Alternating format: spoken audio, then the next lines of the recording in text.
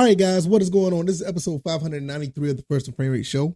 I am VF Baller over here to talk about Georgia Southern and Atlanta Falcons football. Man, it's 593 episodes. Wow, almost at 600. Kind of, snuck up on me. Wow. Nevertheless, yes, it is 593. And today we're going to talk about Jalen Mayfield. The day was the day for open practice at Mercedes-Benz Stadium.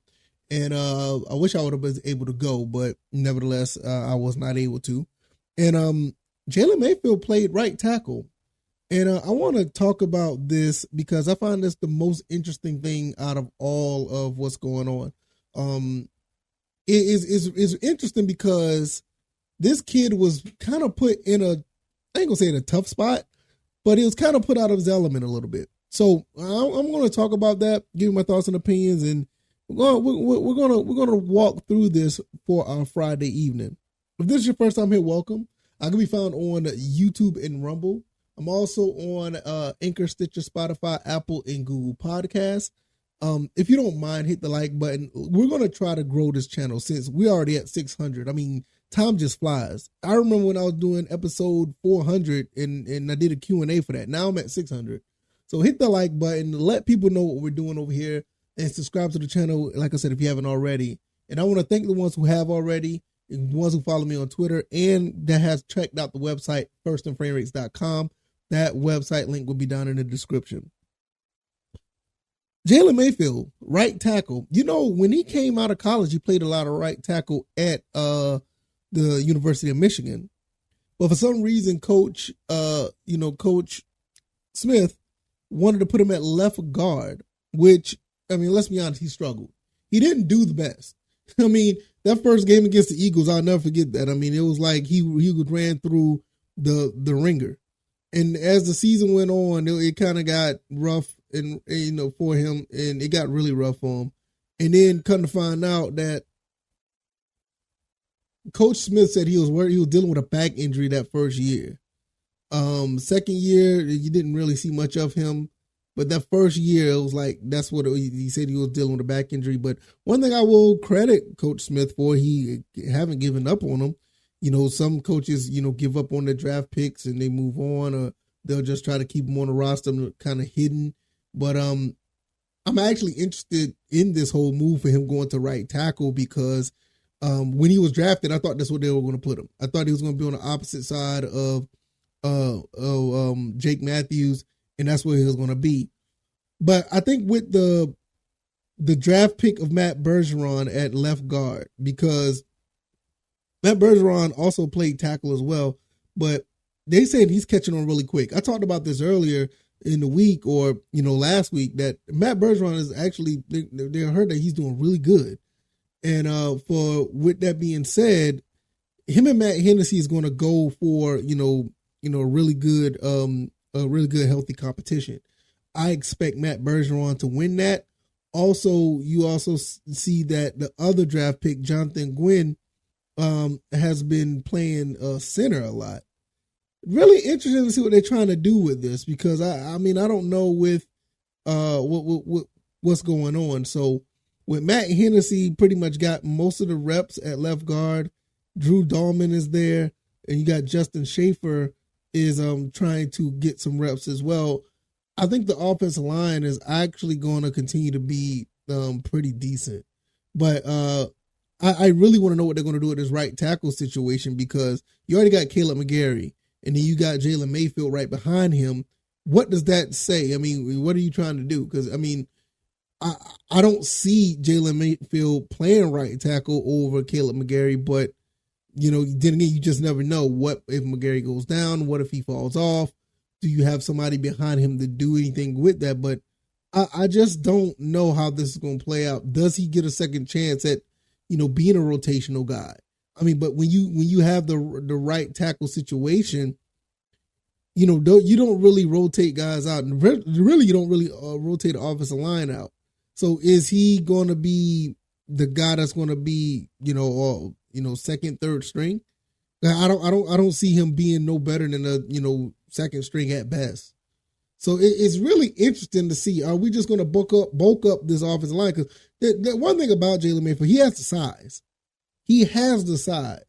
But when you do have a guy like, Caleb McGarry, would actually did pretty good. Him and Lindstrom looked really well together for the past, couple of years. I mean, they both came in the league together.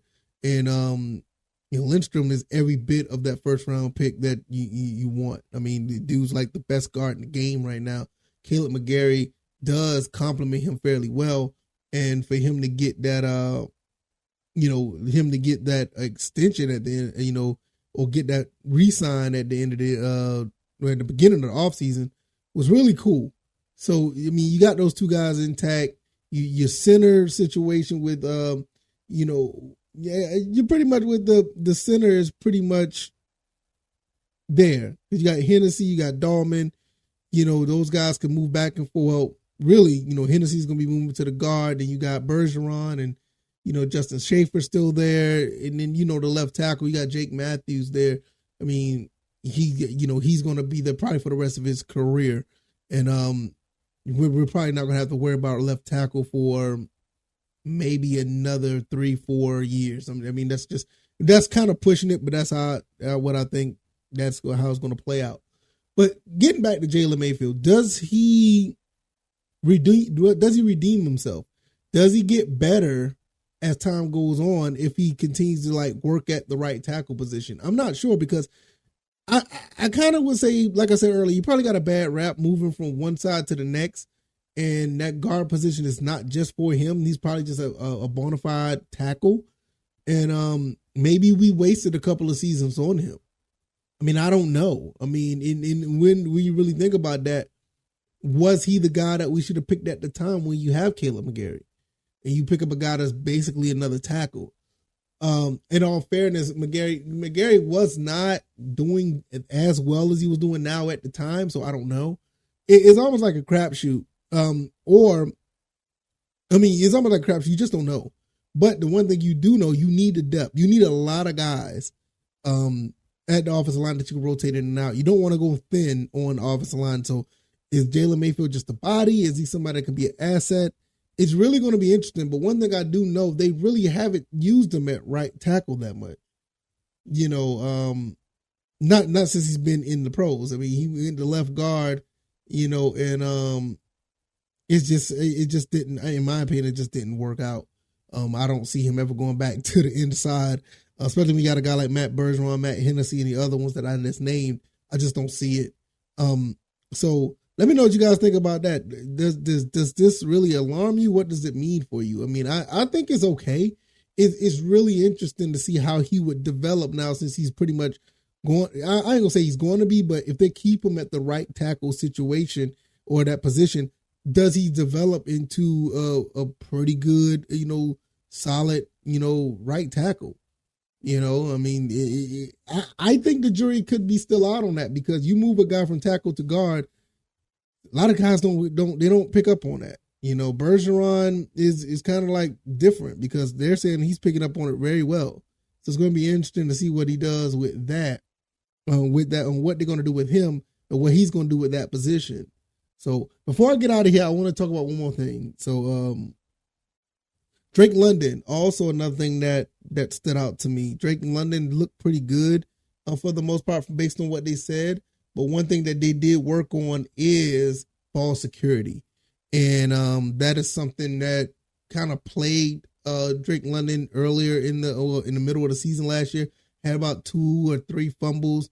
We know we can catch. That's not the problem. Just holding on to the ball afterwards is the part that we like, all right, we gotta work on that.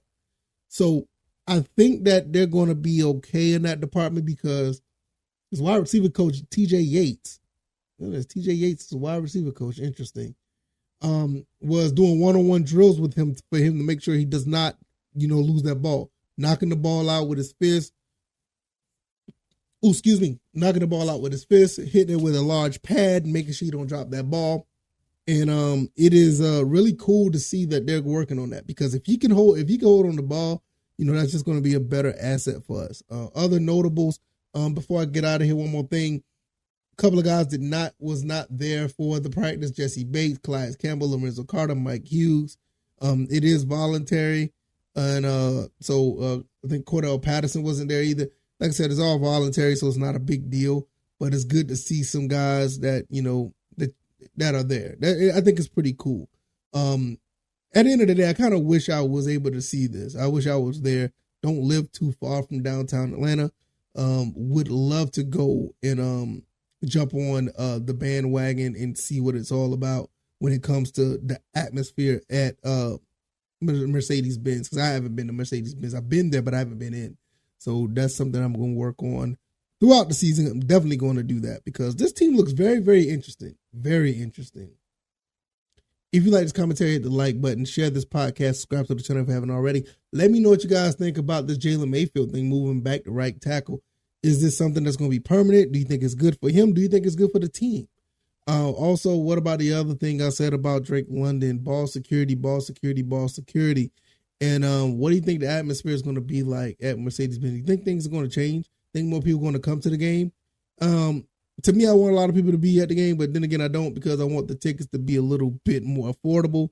But if we start winning, there's no stopping at that point. We're just going to be able to do some things, and you have to get in where you fit in if you want to see the best, a popular team that's winning games.